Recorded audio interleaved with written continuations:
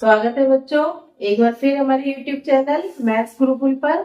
और बच्चों, बाकी की वीडियो या जो भी देखते हैं आप उसके लिए मेरे चैनल को सब्सक्राइब जरूर कर लीजिए, जिससे आपके पास वीडियो आती रहे। ठीक है, तो हम कौन सी एक्सरसाइज लेके चल रहे थे? 3.1 और उसका एक क्वेश्चन हम कर चुके थे, तो आज दूसरा क्वेश्चन है। और इसमें क्या बोल रहे हैं? क्रिकेट टीम के एक कोच ने 39 रुपए में 3 बल्ले और 6 गेंदें खरीदी। ठीक है, बाद में उसने एक और बल्ला और उसी प्रकार की 3 गेंदें कितने में खरीदी? 1300 रुपए में खरीदी।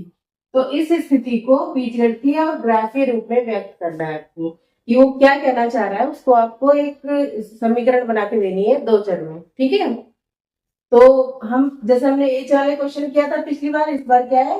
कीमत वाले हैं, तो इसको भी समझ लीजिए कैसे करना है। जो जो चीजें हमने खरीदी है उनकी कीमत हम अपनी तरफ से मान लेते हैं। तो माना एक बल्ले की कीमत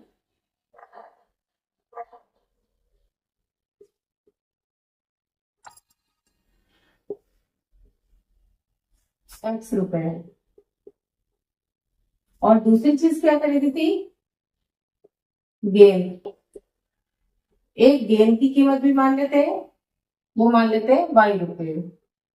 ठीक है, अब जब हमने एक की मान ली तो हम जितने भी खरीदेंगे उनकी कीमत हम निकाल सकते हैं। जैसे अपना एक पेन खरीदने जाओ और वो कहता है कि आपका एक पेन ₹5 का है, तो आपको अगर 10 पेन खरीदने तो आप कितने रुपए दोगे? तो आपको पता है कि 10 दूनी ₹50 हो जाएंगे।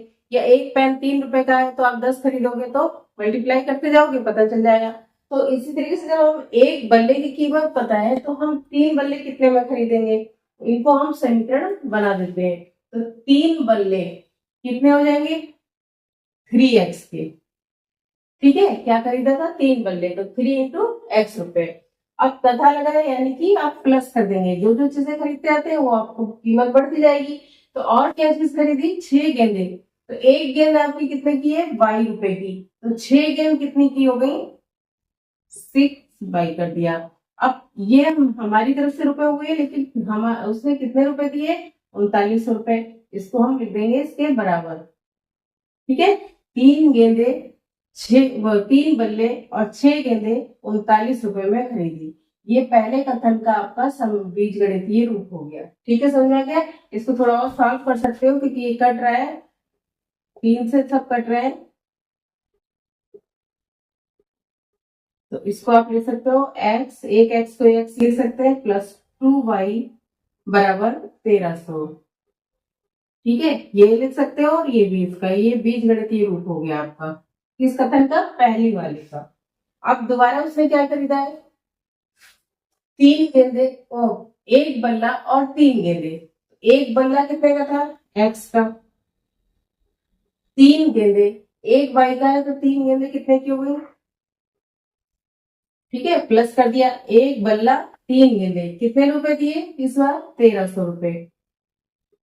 यहाँ कुछ कट नहीं रहा है, तो आपका ये भी जो है बीजगणितीय रूप हो गया दूसरे कथन का आपका। ये सेकंड, यहाँ तक आपको समझ में आ गया? जैसे एक में माना था, जब भी कीमत की बात हो तो एक जो भी चीज है उसकी कीमत एक की मान लीजिए और जितने जितने खरीदते हैं उसको आपको प्लस करते जाना है। ठीक है, तो ये पहला रूप हो गया आपका। ये वाला भी लिख सकते हैं या ये भी लिख सकते हैं। ठीक है, अगर इसको नहीं लिख रहे हैं तो ये हो जाएगा क्योंकि कट गया है, और यहाँ भी लिख देंगे तो कोई बात नहीं है। तो ये आपका क्या हो गया? बीजगणितीय रूप हो गया। ठीक है, अब आपको क्या निकालना है? ग्राफीय रूप, जैसे पिछली बार किया था। तो ग्राफीय रूप के लिए एक्स और वाई की वैल्यू रखते जाते हैं, ये आपको हटा देते हैं।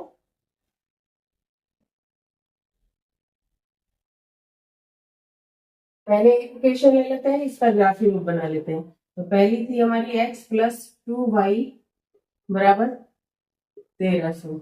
ठीक है, और दूसरी यहां लिख लेते हैं।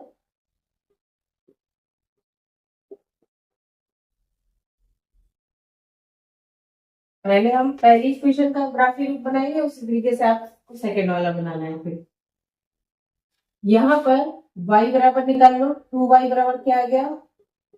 1300 माइनस x। ठीक है, अब हम x बराबर रखते जाते हैं। x की कम से कम 3 पॉइंट आपको चाहिए। ठीक है, तो पहले x बराबर मान लिया। अगर x यानी कि उसकी कीमत कितनी थी? 500 रुपए। किसकी? x इसकी मानी थी हमने, बल्ले की। तो अगर x 500 रुपए का था तब y कितने का आता है, यानी कि गेंद कितने की आती।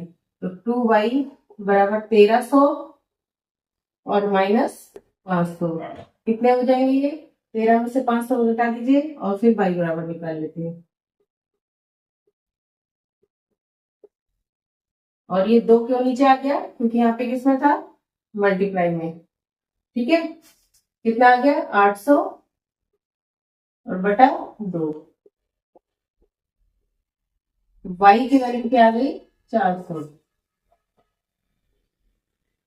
ठीक है, तो हमारा पॉइंट क्या बना, पहले x लिखते हैं फिर y लिखते हैं। तो पहला पॉइंट बन गया x कितना दिया था हमने 500, उस समय y कितना बन गया 400 रुपए। ठीक है, अब अगला पॉइंट निकाल लेते हैं और x रख लेते हैं 300 रुपए। अगर हमारा बल्ला 300 रुपए का होता तब y कितने का आता, तो हमारे यहाँ से क्या था 2y बराबर 1300 माइनस, अब x इधर आके कितने का इस बार लगाएंगे 300 का, तो 2y बराबर, या पहले कटा लो तो y बराबर कितना आ गया, 2 से कट गया 500 रुपए। अब हमारे क्या पॉइंट बना 300 और 500, नेक्स्ट पॉइंट बना 300 और 500, यानी कि अगर बल्ला 500 का था तो गेंद 400 की, अगर बल्ला 300 का है तो गेंद 500 की। 2 पॉइंट बन गए, तीसरा हो गया एक और, एक पॉइंट और ले लेते हैं, माना इस बार x बराबर 100 रुपए। ठीक है, तो यहाँ पे रख दिया 2y बराबर 1300 और माइनस 100, कितना बचेगा ये 1200। तो y बराबर कितना आ जाएगा, 2 से काटेंगे 2 छक 12 यानी कि 600। ठीक है, अब हमारा क्या पॉइंट बना, x कितना किया था 100 और बल्ला गेंद कितने की हो गई 600 की। ठीक है, अब इसको हम ग्राफ में निरूपित करेंगे। अब ये सब आप हटा सकते हैं, पहली इक्वेशन की बात हुई थी उसको सेकंड को अलग। ग्राफ के लिए क्या बताया था, ग्राफ पेपर भी लगे तो उसमें एक्स अक्ष और वाई अक्ष लेते हैं।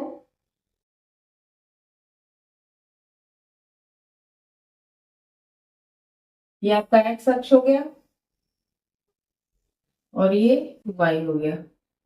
ठीक है, अब इसमें सबसे बड़ी कितनी है आपकी 600 है, तो कम से कम 6 पॉइंट आपको हर जगह बना लीजिए, 1 2 3 4 5 6, एक आध ज्यादा ही बना सकते हैं। ये 100 के लिए 200, ऐसे करके ये 600। ठीक है, अब इधर भी बना लीजिए 1 2 3 4 5 6 7, 1 2 3 4 5 6 7। इसमें क्या है, आप इधर उधर नहीं भी बनाएंगे तो चलेगा क्योंकि सब प्लस में ही है, कोई माइनस में वैल्यू नहीं आएगी। ठीक है, तो इसमें इन दोनों का ही काम है, अगर नीचे नहीं भी करेंगे तो कोई बात नहीं है। तो पहला कितना है, x कितना लेना है हमें 500, तो 100 200 300 400 500, ये है 500 की लाइन। ठीक है, इधर से 500 यानी x की तरफ आप कितना बढ़े 500 और y की तरफ कितना 1 2 3 4 यानी कि 400। तो इधर से 400 और इधर से 500 की जो भी पॉइंट आएगा ये आपका पहला पॉइंट हो गया। ये जो पॉइंट आएगा ये हो गया आपका पहला पॉइंट। ठीक है बच्चों, अगली बार क्या करेंगे, x की तरफ कितना बढ़ना है 300, यानी 1 2 3 यहां से x की तरफ 300 और उधर 500, 500 का ये वाला है। तो इधर से आप 300 की लाइन, इधर से 500 की लाइन, ये जो आपका पॉइंट आया ये हो गया बी, ये वाला। ठीक है, अब है 100 और 600, ये 100 और ये 600 का पॉइंट है, तो इधर से आप 100 पे और इधर आप, ये आपका आ गया तीसरा पॉइंट। इन तीनों को आप मिलाएंगे तो ये जो ग्राफ है निरूपण हो गया इसका। ठीक है बच्चों, इतना समझ में आ गया। इसी तरीके से सेकेंड इक्वेशन में भी आप क्या करोगे, एक्स का मान लेते जाओगे, वाई का निकालते जाओगे, तो इसमें दूसरा वाला जो है उस वाली कथन का भी ग्राफिक निरूपण हो जाएगा। ये आप खुद करिएगा। यहाँ तक समझ में आ गया होगा। मिलते हैं अगली वीडियो में, और तब तक के लिए ध्यान रखिए कि हमारे चैनल को सब्सक्राइब करिए, वीडियो को लाइक और शेयर जरूर करिए। ठीक है बच्चों।